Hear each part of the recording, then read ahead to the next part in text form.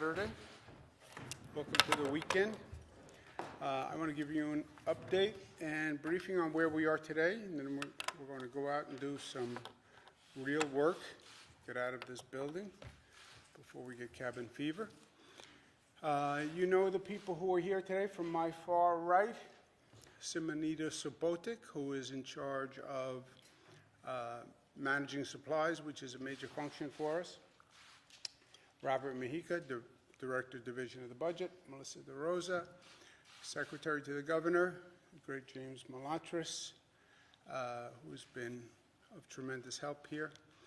Go through the facts. The numbers are still increasing. We have been seeing that. That's the line that we're tracking.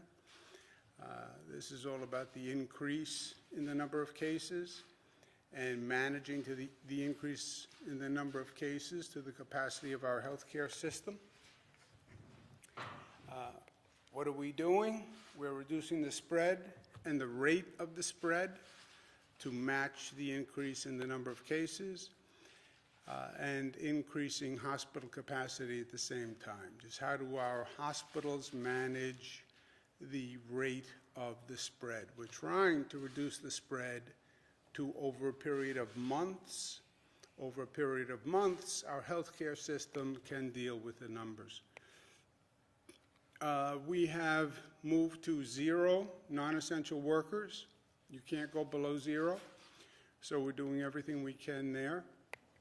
And we put out new rules on personal conduct and what people should be doing and how they should be behaving and where they should be. Matilda's Law, which is for the vulnerable population, senior citizens, people with compromised immune systems, underlying illnesses. That was very specific. As I mentioned, named it for my mother Matilda because I went through this with my own siblings. How do we help mom? Where do we bring mom? There was a difference of opinion. The best health professionals put together guidelines that can not only help senior citizens but also their families who are trying to deal with this. I know it was helpful to my family. And the question among siblings, these laws and guidelines answered. I don't want to mention which sibling, but turns out that he was wrong. The personal conduct rules and regulations are also very helpful. I want to thank Dr. Fauci, who is really an extraordinary American and has given me great guidance and help and assistance in putting together these policies. So I'd like to thank him, and we're doing those. We're working on every level. Every piston is firing. Everything that can be done is being done. New Yorkers are lucky. We have a very experienced team that's doing this. This is not their first rodeo. They've been through a number of emergencies on a number of levels, increasing hospital capacity. We want to get the capacity of 50,000 up to a minimum of 75,000. We told the hospitals we're going to be ending elective surgeries. We are now working with hospitals to reconfigure the space in the hospital to get more beds and to find more staff to manage those beds. We're working on building new beds. We're going to go out and review a number of sites today. I'd like to get a final list to the federal government and the Army Corps of Engineers today. But we're looking at Javits, SUNY Stony Brook, SUNY Westbury, the Westchester Convention Center, and I'm going to go out and take a look at those sites today, or the ones I can get to. That would give us a regional distribution and a real capacity if we can get them up quickly enough. And then increasing supplies, which is one of the most critical activities. We are literally scouring the globe looking for medical supplies. We've identified 2 million N95 masks, which are the high protection masks. We have apparel companies that are converting to mask manufacturing companies in the state of New York in all sorts of creative configurations, and I want to thank them. I put out a plea yesterday to ask them for help, and we've been on the phone with all sorts of companies who are really doing great work. We're also exploring the state of New York, manufacturing masks ourselves. We are going to send 1 million N95 masks to New York City today. That's been a priority for New York City. And 1 million masks won't get us through the crisis, but it'll make a significant contributions to New York City's mask issue. And I want to thank Mayor de Blasio for working in partnership. We're sending 500,000 N95 masks to Long Island. We've been working with County Executive Laura Curran and County Executive Steve Ballone, and I want to thank them. We're gathering ventilators. Ventilators are the most important piece of equipment and the piece of equipment that is most scarce. We're gathering them from all different health facilities across the state. And then we're going to use those in the most critical areas. We also identified 6,000 new ventilators that we can actually purchase, so that's a big deal. From the federal government's point of view, I've spoken to the president a number of times. I've spoken to the vice president a number of times. They've issued a federal disaster declaration, which is a technical act by the federal government. But what it basically does is it allows the Federal Emergency Management Agency, called FEMA, to step in and assist financially. By that declaration, FEMA would pay 75% of the cost of a disaster. New York City would pay New York State would pay 25% of the cost. The federal government can waive the 25% of the cost. I'm asking them to waive that 25% in this situation. I've worked on many disasters. FEMA has waived the 25%. If there's any situation where FEMA should waive the 25%, this is the situation. We're also working with the federal government. We're requesting 4 field hospitals at 250 capacity each. That would give us 1,000 field hospital beds. We're going to be looking at Javits as a location for those field hospitals. We're also requesting 4 Army Corps of Engineers temporary hospitals. Those are the sites I mentioned earlier that I'm going to take a look at. The SUNY, Stony Brook, Westbury, Westchester Convention Center, and also Javits. Javits is so big that it can take the 4 field hospitals and an Army Corps of Engineers temporary hospital. We're also requesting assistance with medical supplies, which has been a very big topic of conversation all across the country. And we're also asking our federal congressional delegation to fix a law that was passed on the coronavirus federal aid. Because of a technical issue, the way the bill was written, New York State does not qualify for aid. That's over $6 billion. That is a lot of money.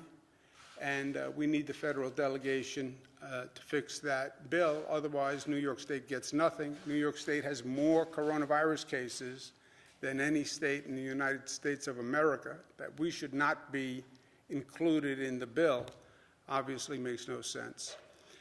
We're also going to conduct immediately trials for the new drug therapy, which we have been discussing. I spoke to Dr. Zucker about it. There is a theory that the drug treatment could be helpful. We have people who are in serious condition, and Dr. Zucker feels comfortable, and as well as a number of other health professionals, that in a situation where a person is in dire circumstance, try what you can. The FDA is going to accelerate to New York 10,000 doses. As soon as we get those doses, we'll work with hospitals, doctors, and families on using those drugs and seeing where we get. The president he spoke to this drug therapy in his press conference yesterday. I spoke to him afterwards. I said that New York would be interested. Again, we have the most number of cases. and health professionals have all recommended to me that we try it, so we will try it. We're also working on a number of other drug therapies, an antibody therapy, possible vaccines. We have a company here in New York called Regeneron that is really showing some promising results. I've exempted them from the no work order because they could possibly have a really significant achievement for us.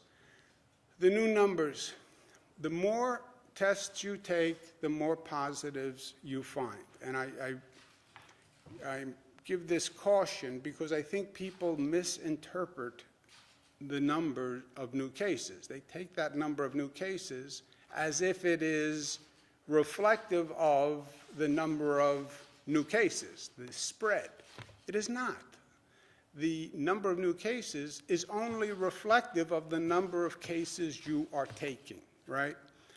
Where our goal is to find the positive cases, because if we find a positive case, we can isolate that person, and that stops the spread. So we're actually looking for positives. The more tests you take, the more positives you will find. We are taking more tests in New York than any place else. We're taking more tests per capita than China or South Korea. We're also taking more tests than any state in the United States of America. That is actually a great accomplishment, because if you remember back 2 weeks, which seems like a lifetime now, the whole question was coming up to scale on tests. How do we get the number of tests up, and how do we get it up quickly? I spoke to the president and the vice president, and I said, decentralize the testing and let the states do it. I have 200 labs. I can mobilize quickly. Let us do the tests. They agreed. We're doing more tests than any state. So, for example, we've done 45,000 tests. California has done 23,000. Washington has done 23,000. So you see how many more tests we are doing. And again, I credit the team that's working here, because this is exactly what the mandate was. Perform as many tests as quickly as you can. And that's the drive-throughs we put in place, the hospital management, et cetera. So our numbers should be higher. And they are. Total number of positive cases now is up to 10,000. Number of new cases has increased by 3,000. Just go back in case you can't read as fast as I can't read. 6,000 in New York City, 1,300 in Westchester, 1,200 in Nassau. You see the Westchester number is slowing. We did a New Rochelle containment area. The numbers would suggest that that has been helpful, so I feel good about that. You see Nassau increasing, you see Suffolk increasing, so that's just the widespread increase that we have been anticipating. But our hotspot of Westchester is now slowing, and that's very good news. New York City, it is the most dense environment. This virus spreads in density, right? And that's what you're seeing in New York City. New York City obviously has many more people than any other specific location in the state. Number of counties are increasing. You see the blue. I said to you early on that blue is going to take over the whole state, just the way every state in the United States has now been covered. Most impacted states, you look at the number in cases in New York is 10,000, Washington, California, 1,000 each. Does that mean we have 10 times the number of cases as California or Westchester? Or does that mean we're doing more tests than California or Westchester? The truth is somewhere in the middle, and nobody can tell you. Total number of people tested, we're up to 45,000. Number of new tests. This is a rate that we watch.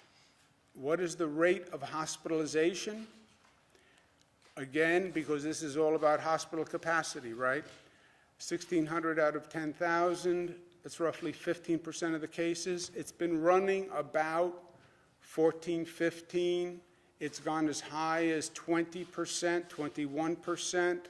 So actually 15% rate of hospitalization is not a bad number. It's actually down from where it was.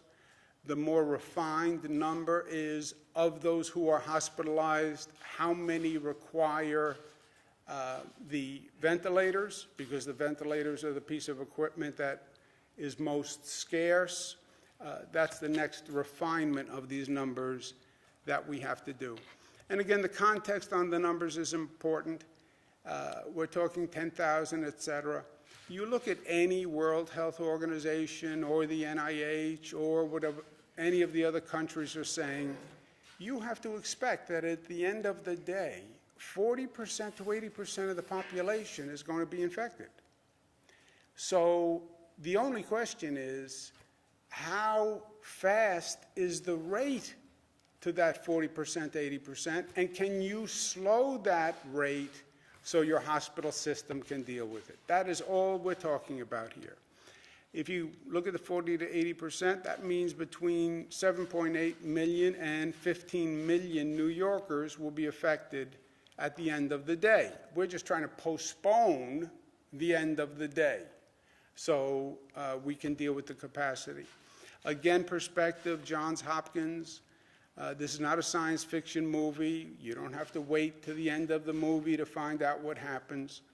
Johns Hopkins has studied every case since it started, 284,000, 11,000 deaths, almost 90,000 recoveries, 183,000 still pending, which tracks everything we know in the state of New York. Our first case, healthcare worker, 39-year-old female who was in Iran. She went home. She never went to a hospital. She recovered. She's now negative. You get sick, you get symptoms, you recover. That is true for the overwhelming number of people. Again, context. People who died in the flu, from the flu, in 2018, 2019, 34,000 Americans. 34,000. So when you hear these numbers of deaths, keep it in perspective. 34,000 people died of the flu. Over 65, 74% of the people were over 65. 25% were under 65. So if you have an underlying illness, you catch the flu, you can die. More likely if you have an underlying illness, senior citizens, et cetera, but not necessarily. You have 25% under 65 years old die from the flu. Also, in terms of context perspective, don't listen to rumors. I mean, you have such wild rumors out there, and people call me with the craziest theories. I understand there's anxiety and stress, but let's remember some basic context and facts. Society functions. Everything works. There's going to be food in the grocery stores. There's no reason to buy 100 rolls of toilet paper. There really isn't. And by the way, where do you even put 100 rolls of toilet paper? The transportation system functions. The pharmacy system functions. These things are all going to work. Non-essential workers stay home, but the essential workers are staying home, especially the healthcare workers. There is not going to be any roadblock when you wake up in the morning that says you can't leave this place or you can't leave that place, right? So if you have a real question, because you think there's a real concern from a credible source, contact my team. We have a special website, coronavirus.health.ny.gov, and ask the question, and you will get a real, truthful, factual response. I have not hidden anything from the people of this state. I have not tilted facts. Franklin Delano Roosevelt, the American people deserve the truth. They can handle the truth. Give them the truth. When they don't get the truth, and if you don't get the facts, that's when people should get anxious. If I think I'm being deceived, or there's something you're not telling me, or you're shading the truth, now I'm anxious. Everything I know, I've told you, and I will continue to tell you. And these are facts. And you hear a rumor, and you want to check it out, go to that website. These are people who work for me directly, and you will have the truth. We do have an issue with younger people who are not complying. And I mentioned this before, but it has not gotten better. You know, you can have your own opinion. You cannot have your own facts, okay? You want to have an opinion? Have an opinion. But you can't have your own facts. Well, young people don't get this disease. You are wrong. That is not a fact. 18 to 49 years old are 54% of the cases in New York State. 54%. 18 to 49 years old. So you're not Superman, and you're not Superwoman. You can get this virus, and you can transfer the virus, and you can wind up hurting someone who you love, or hurting someone wholly inadvertently. Social distancing works, and you need social distancing everywhere. There's a significant amount of noncompliance, especially in New York City, especially in the parks. I'm going to go down there today. I want to see what the situation is myself. But it has to be stopped, because you are endangering people. And if it's because of misinformation, if it's because of noncompliance, I don't care, frankly. This is a public health issue, and you cannot endanger other people's health.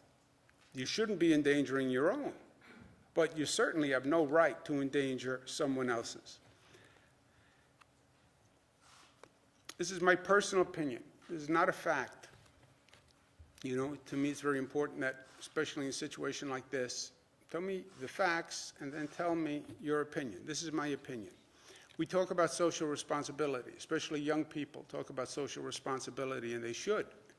We pass a lot of legislation in this building, groundbreaking legislation, national firsts on economic rights, first highest minimum wage in the United States of America, human rights, first state to pass marriage equality, which I believe was a human rights issue. We talk about environmental responsibility. This state has the most aggressive environmental laws in the United States of America, and I am proud of it. But I also want people to think about the social responsibility when it comes to public health. We haven't talked about it before. It's not really a field. It's not really an issue. It's not really a hashtag. But social responsibility applies to public health just as it applies to human rights and economic rights and environmental rights. Public health, especially in a moment like this, is probably most critical. So let's think about that, and let's act on that. In this crisis, think of ourselves, we are all first responders. We are all first responders. Your actions can either save or endanger a life. So we are all first responders. What's going to happen? We're going to get through this. We don't know how long it is going to take us to get through this. Fact is, we're trying to slow the spread of the virus to a number of months so the healthcare system can deal with it. So therefore, by definition, it's going to be a number of months. I know people want to hear it's only going to be a matter of weeks and then everything's going to be fine. I don't believe it's going to be a matter of weeks. I believe it is going to be a matter of months. But we are going to get through it. And how long and how well it takes us to get through it is up to us. It depends on what we do. You know, when you're sick and you say to the doctor, well, how long until I get better? And the doctor says, well, it depends on what you do. If you follow the advice, you'll get healthy faster. But it depends on what you do. This depends on what we do. China is now reporting no new cases. Let's assume that's true. Look at that trajectory and look at that turnaround. Look at what they did, right? We do have data that we can follow. So how long is it going to take? It depends on how smart we are and how responsible we are and how diligent we are. You tell me the percentage of compliance and intelligence and discipline on social distancing, et cetera. I'll tell you how long it takes us to get through it. Also, something that people aren't really talking about, but I think we should start talking about. We talk about the economic consequences of this situation, and they are going to be significant, and we are going to have to deal with it, and New York will be right on top of it and as aggressive as we are with everything else. But economic consequences come second, right? First is dealing with this crisis. And we talk about the economic consequences, but we also need to talk about the social consequences. And it's hard to gauge and it's hard to measure because there is no Dow Jones index that we can watch on the screen that is measuring the social consequences and the social decline. But the stress, the anxiety, the emotions that are provoked by this crisis are truly significant. And people are struggling with the emotions as much as they are struggling with the economics. And this state wants to start to address that. I'm asking psychiatrists, psychologists, therapists who are willing to volunteer their time to contact the state. And if this works out, I would like to set up a voluntary network where people can go for mental health assistance, where they can contact a professional to talk through how they're feeling about this. They're nervous, they're anxious, they're isolated, can bring all sorts of emotions and feelings to the surface.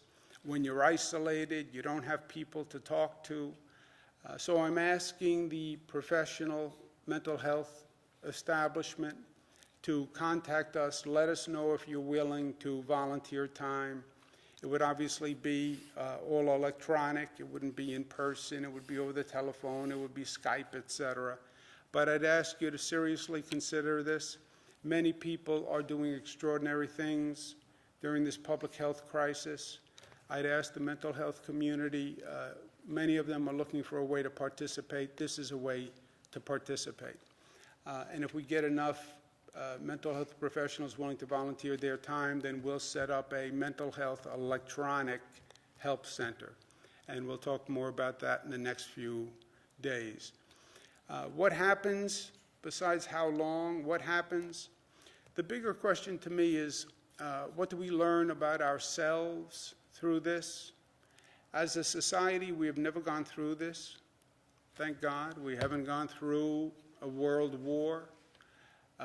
We haven't gone through any great social crisis here in New York. We went through 9/11, which I think is relevant in terms of some feelings that are now people are experiencing. 9/11 transformed society. I was there. I was part of it. You were never the same after 9/11. You had a sense of vulnerability that you never had before, which I feel to this day. There was a trauma to 9/11. But as a society, as a country, we've been blessed in that we haven't gone through something as disruptive as this. So what do we learn about ourselves? And I think what we're seeing already is a crisis really brings out the truth about ourselves, first of all, and about others. And you see people's strength and you see people's weaknesses. You see society's strengths and you see society's weaknesses. You see both the beauty and the vulnerability. You see the best in people and you see the worst in people. You see people rise to the occasion and you see people fall from the burden of the emotion. So I think you take a step back.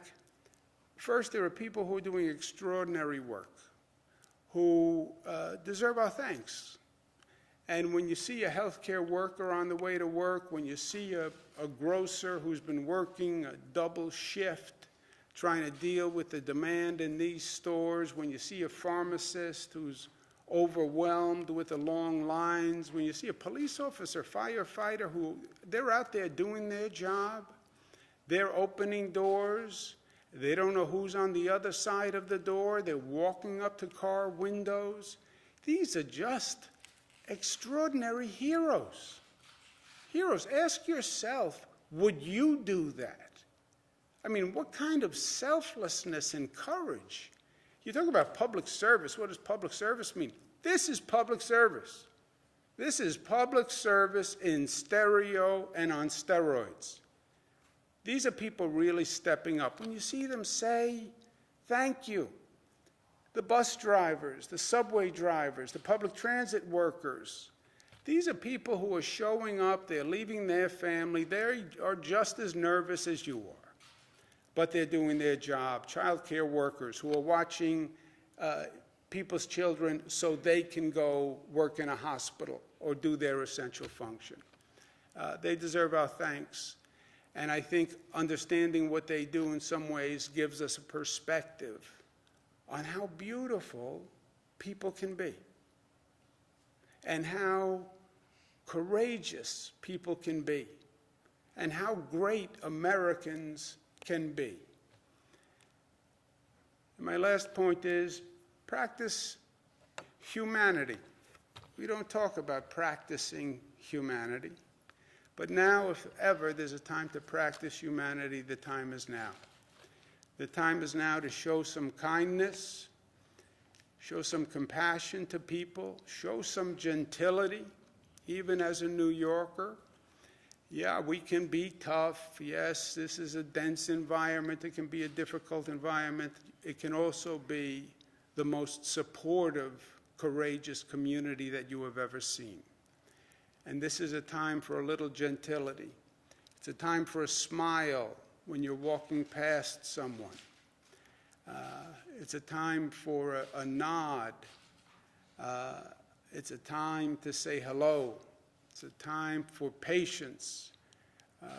And don't let the little things get you annoyed. That's New York at its best. That was New York after 9/11. Yeah, we have a problem. Yes, we will deal with it. Yes, we will overcome it. But let's find our better selves in doing it. And let New York lead the way in finding their better selves and demonstrating their better selves. That's the New York destiny, and that's the New York legacy. And that's why I'm proud to be a New Yorker. That's why I'm proud to be the governor of this great state. And we're going to do it like we've always done it before. Questions? Governor, on the 6,000 ventilators, where were those located and how soon could they be in hospitals in New York? They were located in places all across the globe, Jesse. They will be coming in over the next several weeks. We're also looking, by the way, at technologies that would allow you to use one ventilator for multiple patients.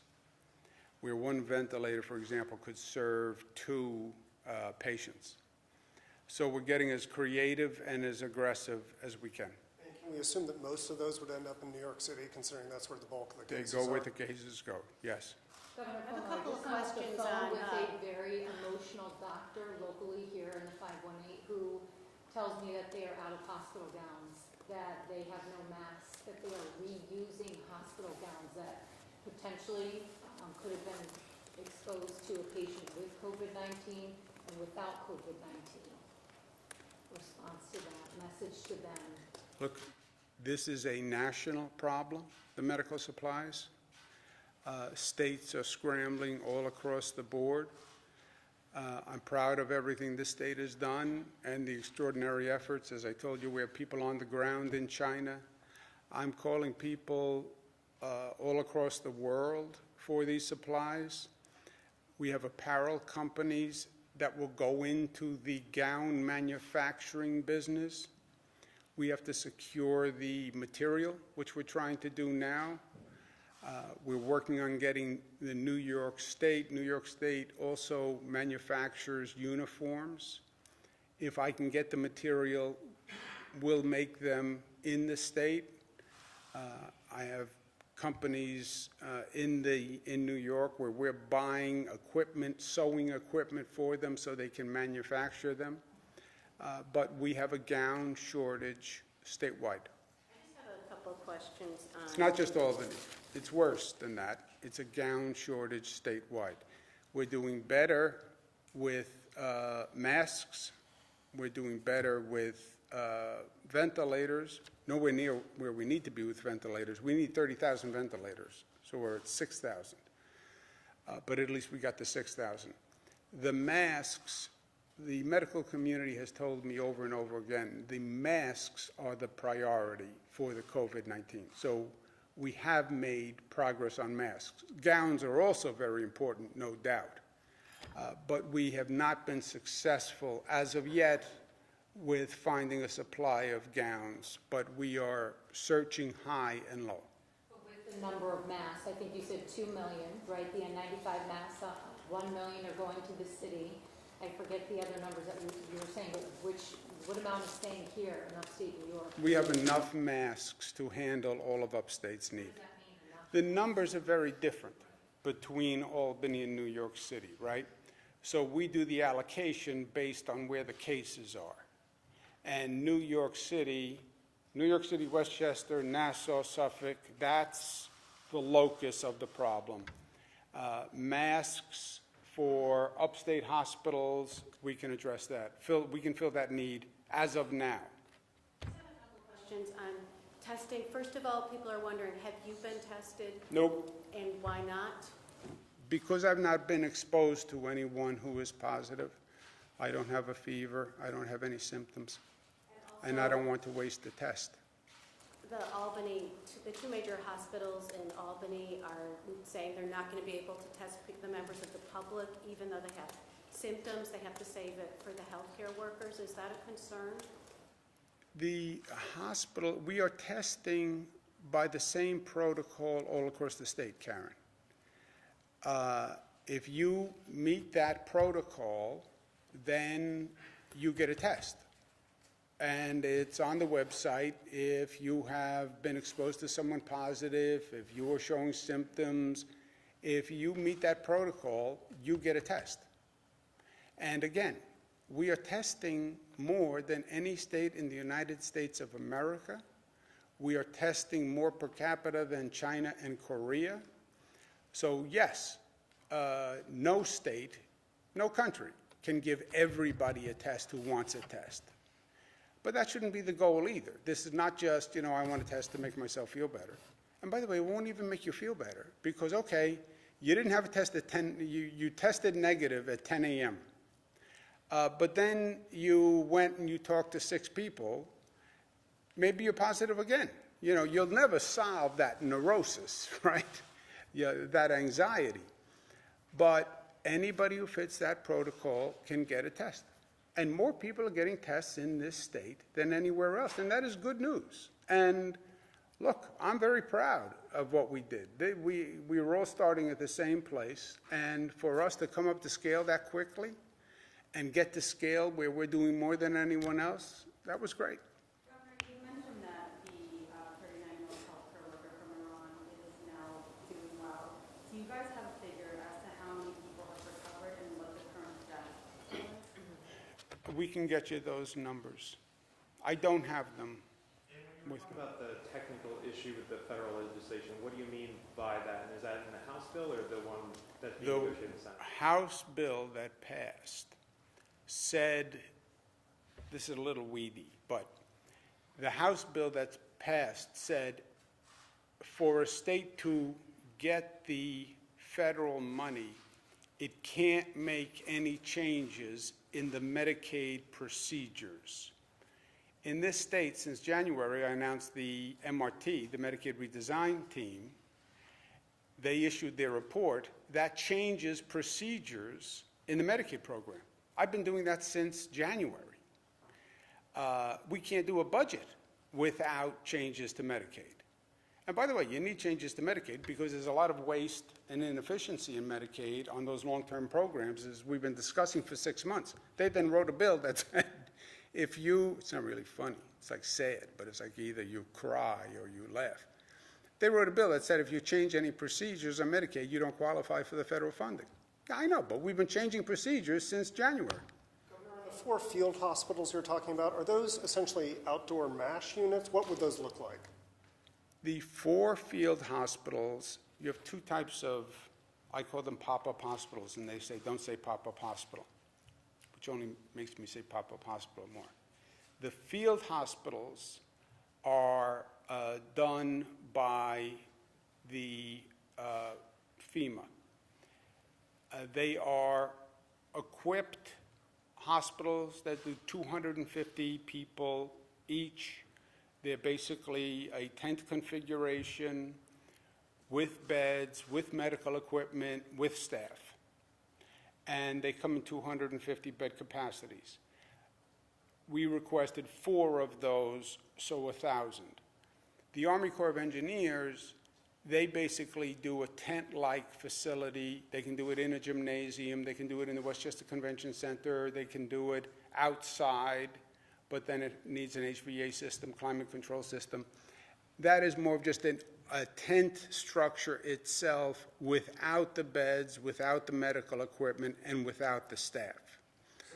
So the field hospitals would be set up where? Would they be adjacent to hospitals, or would they be in parks? We're talking about the field hospitals, the 1,000 beds in Javits. Again, if it works, if it fits, this is all preliminary. I have to talk to the Javits people about the electric service, et cetera.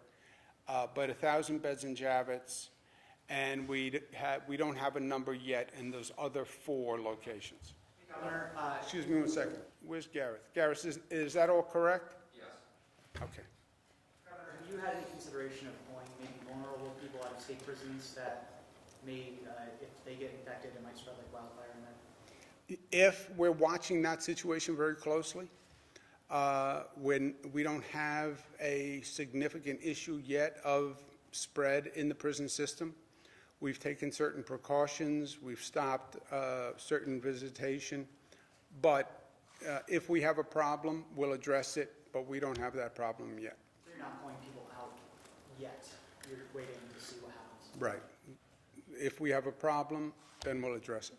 On those N95 masks, did the 2 million come from the state's own stock at this point, or is it? No, those are 2 million that we are acquiring. How many, Simonita, how many new N95s have we identified to buy? That's most of the stock, and we've been at this for weeks, and then yesterday, of course, we've had so many people reach out, and so we're sorting through that to get more. We're looking to buy in bulk, obviously, and get as much as we can. 2 million are the number of masks we can have identified to buy. Now, by the way, even when, just a little caution, these are companies who say, I have the masks, I will sell you the masks, I will send them by this date for this amount of money. And just so you know what's going on, masks that normally cost 80 cents are now $4, okay? These are 95 masks. But, look, it's price gouging, but we need them, and most of these are coming from overseas.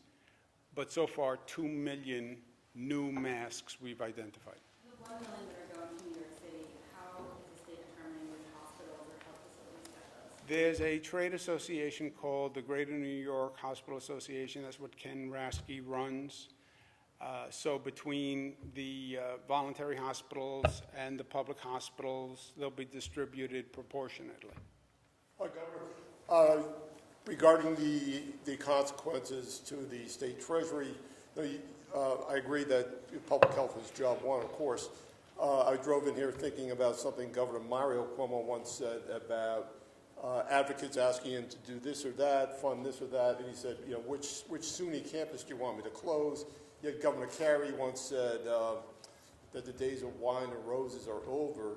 So when these advocates are coming up in this climate, it seems to me that some of the press releases that I see, et cetera, are rather Pollyanna-esque, because that they haven't really fully adapted to this new reality. So is it a time for a reboot as to expectations as what the state can do for towns, cities, for all these groups that are out there relying on the state for funding?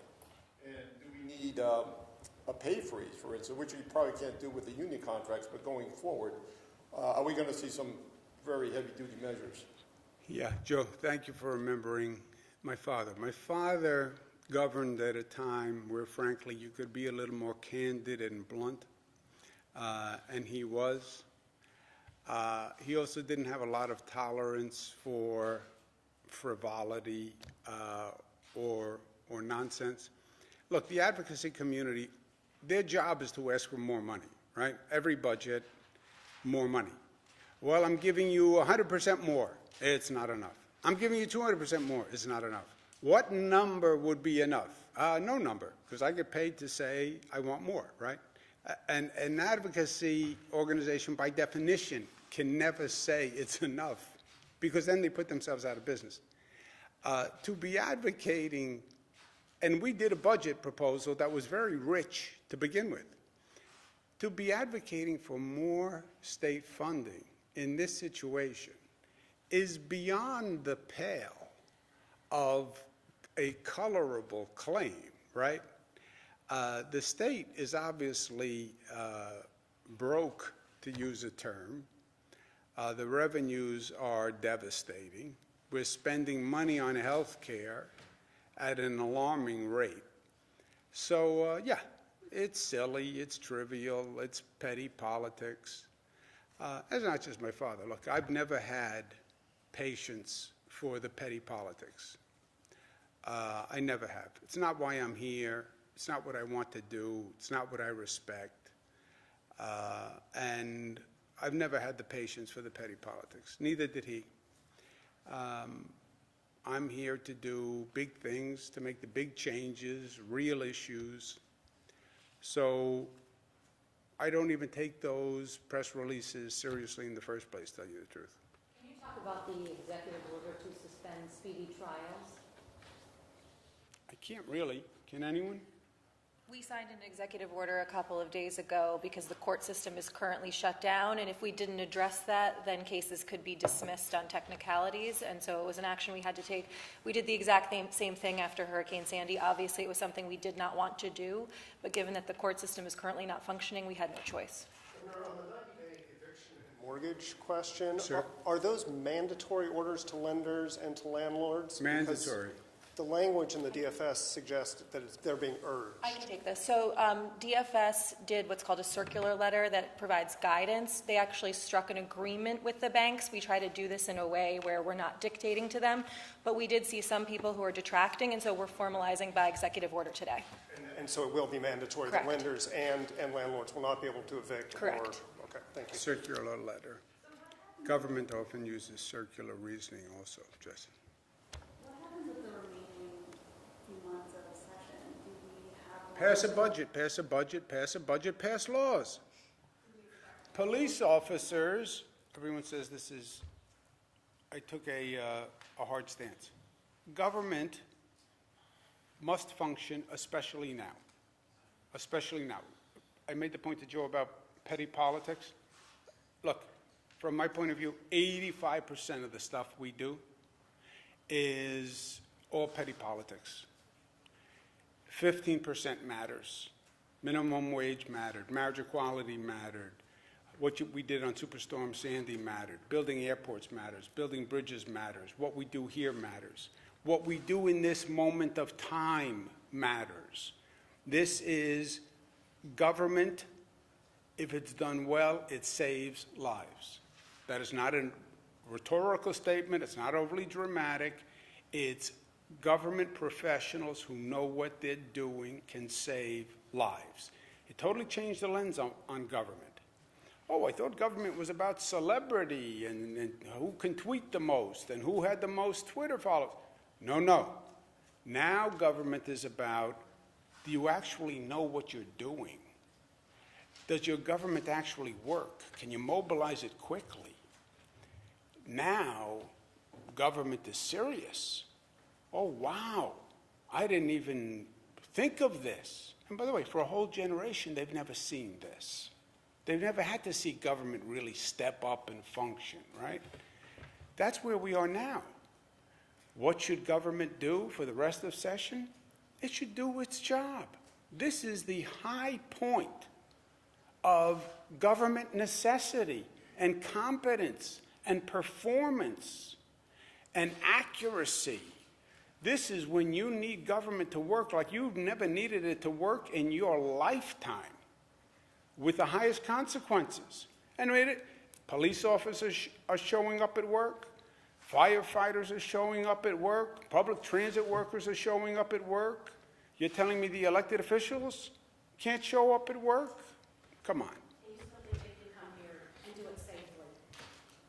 Karen, they can follow the same rules that apply to everyone, but can an elected official, legislator do their job? Of course. Can a police officer do their job? Can a prison guard do their job?